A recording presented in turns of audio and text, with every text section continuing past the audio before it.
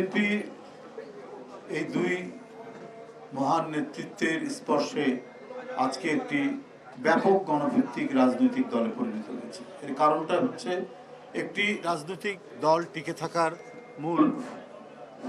মূল জায়গাটি হচ্ছে যে এই দলটি জনগণের সাথে তার আচরণ, জনগণের সাথে আচরণে বিএনপি সবসময় সততার পরিচয় দিয়েছে, অঙ্গীকার রক্ষার পরিচয় দিয়েছে।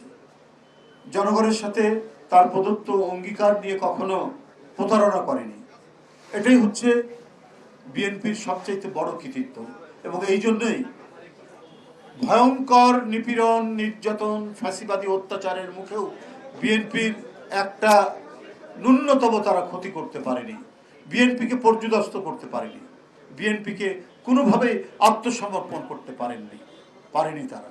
কারণ যে নেতৃত্বে যারা ছিলেন, দেশনেত্রী বেগম খালেদা জিয়া, এই নেতৃত্বে থাকা মানুষ এবং আজকের যিনি প্রধানমন্ত্রী জনাব তারেক রহমান, এদেরকে অন্যায়ের কাছে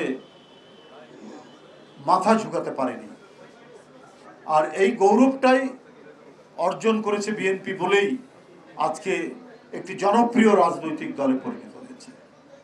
কি অভ্যন্তরীণ নীতিতে বলুন, কি পররাষ্ট্র নীতিতে বলুন, প্রত্যেকটি ক্ষেত্রেই বিএনপি এক অসাধারণ জাতীয়তাবাদী দেশপ্রেমিকের ভূমিকা পালন করেছে। আমরা নিজের সার্বভৌমত্বকে শক্তিশালী করা, নিজের স্বাধীনতাকে সুরক্ষা দেওয়া, এই নীতিতে বিশ্বাসী। আমরা অন্য কোনো দেশ প্রধানত হোক, অন্য কোনো দেশের স্বাধীনতাকেও আমরা সম্মান করি, শ্রদ্ধা করি। তেমনি আমরা চাই আমাদের স্বাধীনতা সার্বভৌমত্বকেও অন্য দেশ সম্মান দিক, রেসপেক্ট দিক। তিব্বত কদুর তেল চুলকে করে শক্ত আর মজবুত, ঠান্ডা মাথায় ভালোবাসার জয়। আর এই যে বিএনপির নীতি, এই নীতির কারণে বিএনপি আজ সর্বমহল সমর্থিত। বন্ধুরা আমার, তাদের দেখানো পথ, শহীদ রাষ্ট্রপতি জিয়াউর রহমান এবং দেশনেত্রী বেগম খালেদা জিয়ার তাদের প্রদর্শিত পথ, তাদের দেখানো পথেই অগ্রসর হচ্ছেন তাদেরই জ্যেষ্ঠ পুত্র আজকের মাননীয় প্রধানমন্ত্রী জনাব তারেক রহমান। নির্বাচনের আগের তার যে অঙ্গীকার, তার প্রদত্ত ওয়াদা, তিনি এখন বাস্তবায়ন করছেন নানাভাবে।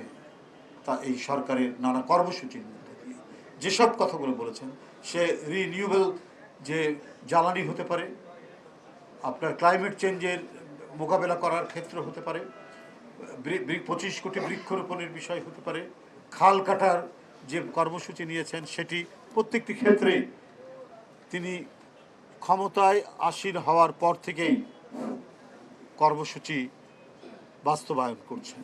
কোথাও কোনো ধরনের ত্রুটি তিনি করেননি। সারা দেশব্যাপী এক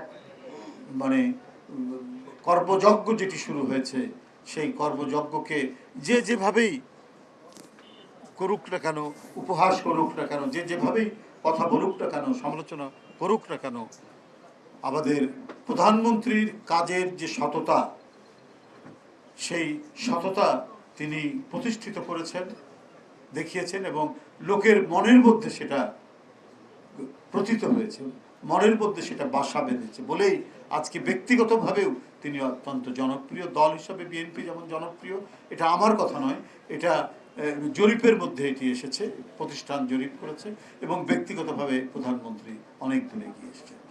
এগুলোই হচ্ছে বিএনপির গৌরব। এই গৌরবের 48 বছর পার করেছে বিএনপি। অনেক সংগ্রাম, অনেক সংকট, অনেক শোককে ধারণ করেই বিএনপির পথ চলা।